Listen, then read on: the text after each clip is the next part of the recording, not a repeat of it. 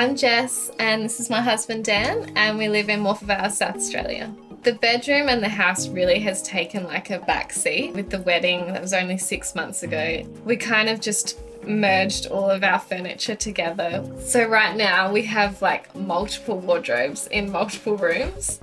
Definitely some storage issues. It's like a 3-step process to get dressed in the morning. I work for the state government, 9 to 5. And I work in hospitality. Sometimes it's days, sometimes it's nights. I could get home at 2 in the morning and kind of like sneak into the bedroom and, with the phone light to try to find where I need to go. To have our clothes in the one room and just have practical and useful storage would be great.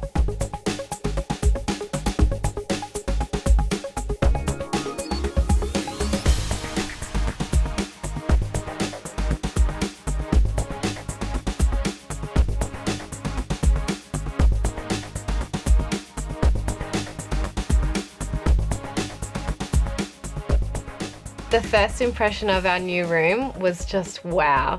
All of our clothes in the one space and having a spot for inspiration and, bonus that my husband's in here too. You can stay. Thanks. No worries. Our bedroom definitely has everything we need now, for sure. This is a life changer for us, a bedroom that actually functions for what we need. We've got an equal amount of space now. Mine's just more full.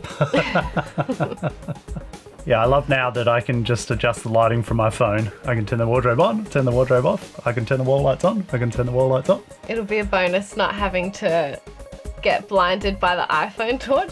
I'm very much looking forward to the new cool pillow. And to have the option to take a layer off the quilt will really help as well. In summertime we can make it a bit cooler and it's a real rejuvenating space for us.